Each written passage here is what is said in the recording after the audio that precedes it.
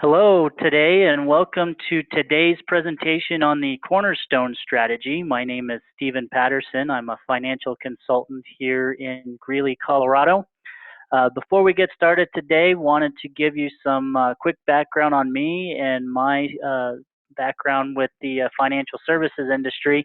I've been in the financial services business for 10 years, 7 of which have been in the particularly concentrated in the insurance and financial planning fields. The reason why my clients work with me is because of my honesty, my integrity, and taking a genuine interest in my clients and in what they value most.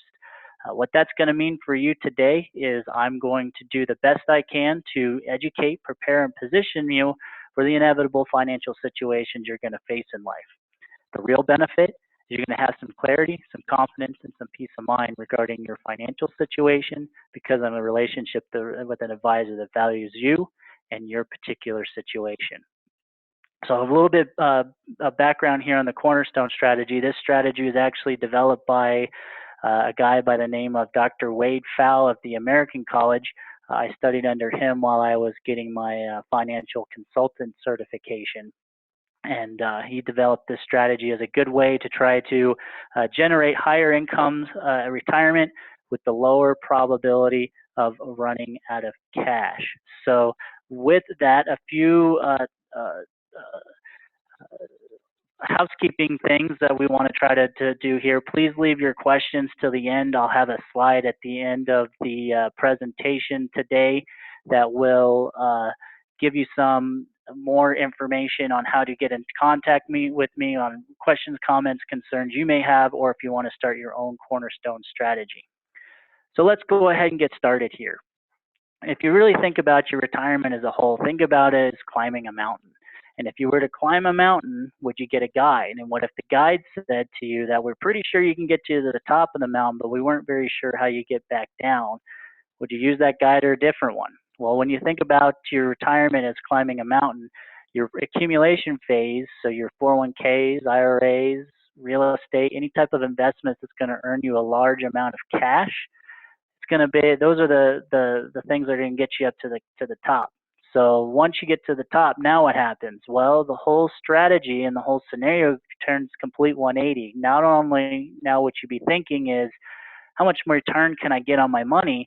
Now what you should rather be thinking is, how much money can I draw out of my account without running out of cash?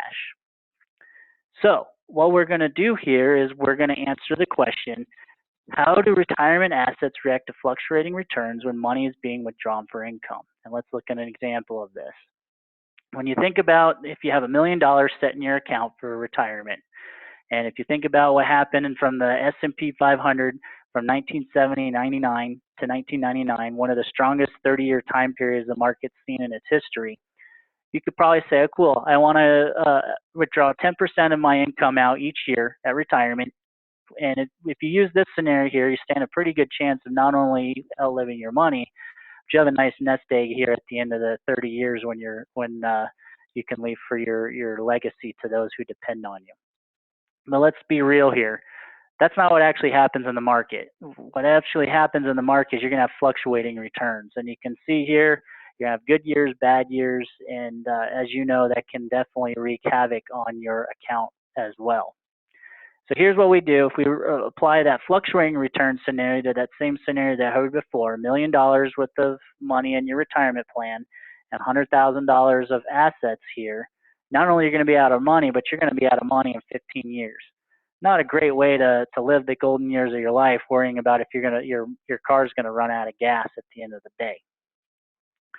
So what's the scenario that we put together is really what we want to figure out, what's the safe amount of money we can withdraw out of our account each year with a very, very good probability we're not going to run out of cash. And what we do is we come up with what's called withdrawal rate simulations. And what we do is run thousands of simulations for 15, 25, 30-year time periods, taking into account all types of market conditions and interest rate environments to say, this is the safe amount of return you can take out of your account without the fear of running out of money. The big kicker here to know is these are non-guaranteed. So when we look at this scenario here, if you apply that scenario, you'll be able to withdraw anywhere from 3 to 4% each year out of your account. And it's going to give you anywhere from a 75 to 95% chance of you not running out of cash.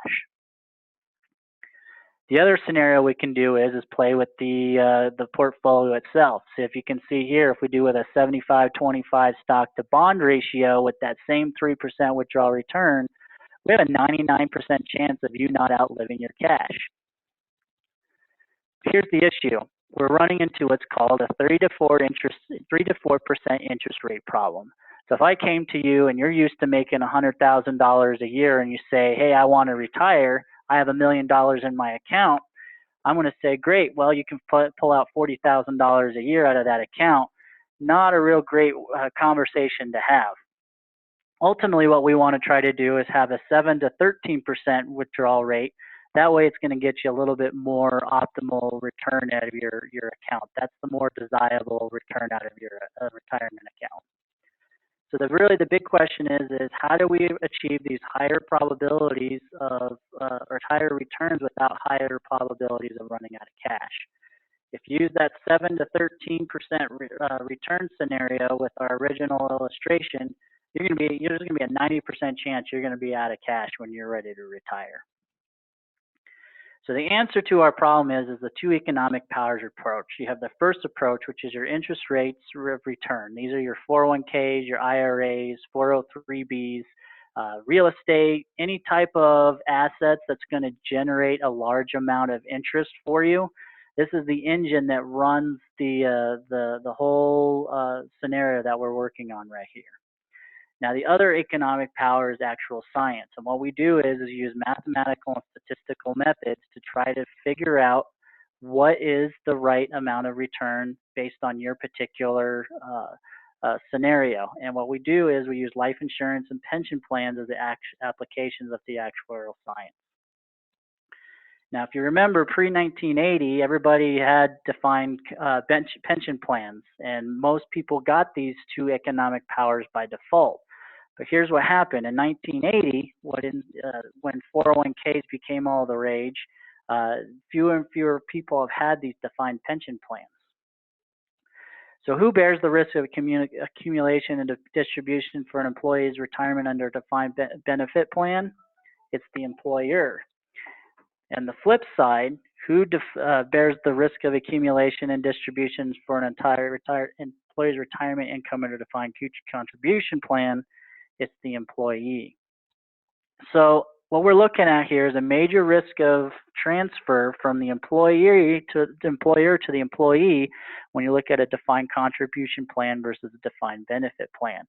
The other factor is there's very little education that's been given to individuals regarding what they must do to provide for themselves. So also with a defined contribution plan, the employee is no longer getting both the economic powers like they did with a defined benefit plan. So really the beauty of this whole approach is to have a balance between the two so we can achieve the most efficient results. So when you think about at retirement, there's really two options that you can generate income streams out of your retirement assets that we've built. You can exchange or trade the money, or you can invest the money. And what I mean by exchange or trade the money is give the money to an insurance company, they turn it into a pension plan, and they say, here you go, here's your cash, and we'll pay you a stream of income regardless of what happens to you. The problem is if you implement any one of these strategies by themselves, you're still relegating yourself to the 3 to 4% interest rate problem. When we don't incorporate the actual science part along the way, you can potentially lose the efficiency on either one of these strategies. So really what we want to try to do is balance the two powers together with these two income options. You can have what's called a cover asset strategy or a volatility buffer. So how do we do this? Well, if you look at your retirement picture as a whole, we have your short-term savings. That's your money market, your checking accounts, anything that's going to be highly liquid in case you need it for emergencies. Those should be really separate from what we're talking about here. What we're mostly concerned with is your 401ks, your IRAs, 403bs, any type of account that's going to generate a large amount of interest for you. Now let's look at the second part of the strategy. Here's the actuarial science part of the strategy, and in this particular situation, we use permanent life insurance. Reason why we use permanent life insurance is because they have a lot of the same type of benefits that you're going to have for tax deferral or tax advantage growth that these strategies over here that's going to have. The difference is these things are not subject to market fluctuations like your 401ks are. So what we want to do is create an option or create a scenario when you get to retirement to make a decision. Do I want a covered asset strategy or do I want to do a volatility buffer strategy? The mere fact that what we're trying to do is build the foundation so we can make that decision moving forward. So let's go through the options. Your first option is a covered asset strategy, which is basically what we have is a self-made pension. This is your own defined benefit plan. So here's how it works. In the original strategy that we had before, you have your $1 million sitting in the account. As we already pointed out, with the 3.5% withdrawal rate scenario, the most you're going to be able to safely draw out is $35,000 a year. Okay, so let's implement the cornerstones. We're going to sacrifice a little bit of our balance in our 401k asset, and we're going to put it inside a life insurance plan instead. It's going to generate $250,000 of cash value. It's going to buy a $750,000 death benefit. So what you do is you create your own life-only pension, fund your account at $75,000 a year. Now, if something happens to you, that money goes away. But here's the beauty of it is the $750,000 comes in, funds the own private pension for your surviving spouse, and they can draw their own private pension at that 10% each year. So here's your option number two. Let's say you're a big believer in the market and you don't want to create any type of self-made pension plan. Your second strategy here is what's called a volatility buffer. Same strategy as before. You sacrifice your little bit of your $1 million. You put 250 of it into a life insurance policy, and the rest of it, the lion's share, remains in your 401k or any type of retirement asset.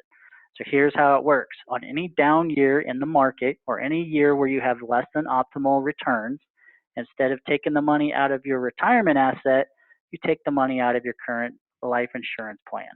And what that's going to allow you to do is one of two things. One, it's going to allow you to draw a higher amount of income out of your plan at retirement, but B, it's going to act as a buffer, so when you have the rebounds in the market, you have a much, much bigger balance in your retirement asset to take advantage of the market recovery.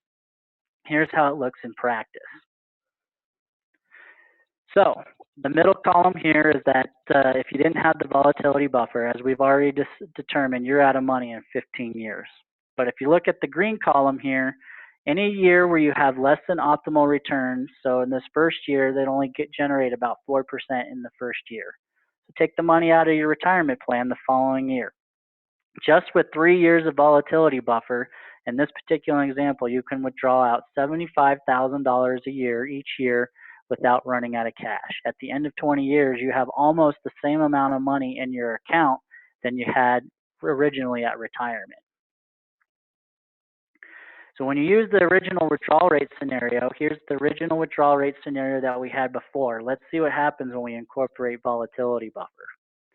Here's about 3 years of volatility buffer. Now we're in the 6 to 7% range here, and now you're going to be withdrawing 75 to 85% probability that you're going to be able to outlive your money at retirement at much higher income. And as you can clearly see, the more years of volatility buffer that you've incorporated into the plan, the higher amount of return you can withdraw out of your retirement account. So here at 7 years of volatility buffer, you can withdraw anywhere from 7 to 8% out of your account each year, and you're going to have an 80 to 85% chance of you being able to outlive your money. Here's 8 years of volatility buffer. Here is 9 years of volatility buffer.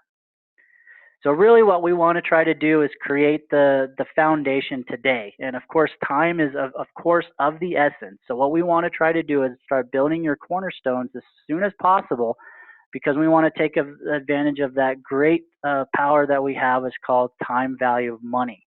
We want the time for both of these assets to build and grow together So that way you do have the opportunity and the privilege of being able to choose these options at retirement rather than having somebody choose it for you.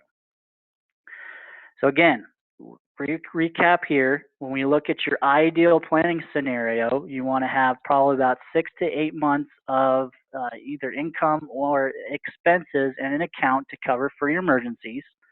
You're going to put the lion's share of your retirement in your retirement plan, and you're going to put a small amount into the actual science plan to balance the cornerstones. So let's look at some examples here. Here's a couple in their 40s. They want to retire at age 65. If they just do the retirement strategy alone, they're going to generate about $90,000 a year in income for them at retirement. And again, those assets are not guaranteed. If they implement any one of the two cornerstone strategies, they're going to be able to withdraw almost $150,000 a year in retirement. That's a 140% increase. Let's look at a couple in their 50s, and they want to retire at age 65. Again, with the retirement strategy only, they have $81,000 that they can generate off their retirement accounts only. Again, that money is not guaranteed.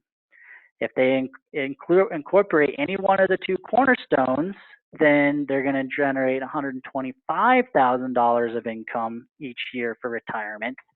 And of course, that money is going to generate a 300% increase. So really just gives you a good idea of what the power of this strategy can do for you. So the next part of the scenario is, well, what do I need to do to start my own cornerstone strategy? Or maybe you have some questions that haven't necessarily been answered in this scenario here. Well, here's what you can do. Shoot me an email. You can say, Stephen, I like what you have to hear. I want you to start my own cornerstone strategy.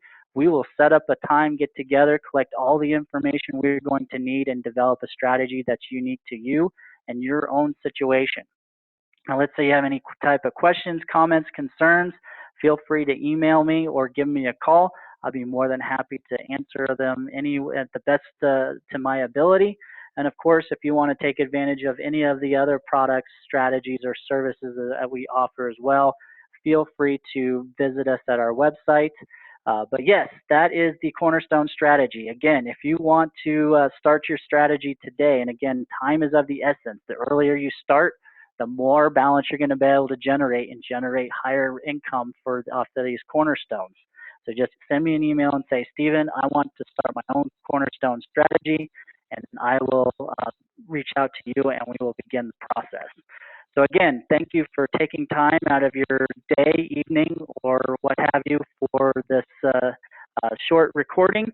I look forward to listening to, getting to know you and helping you guys achieve your optimal retirement solution.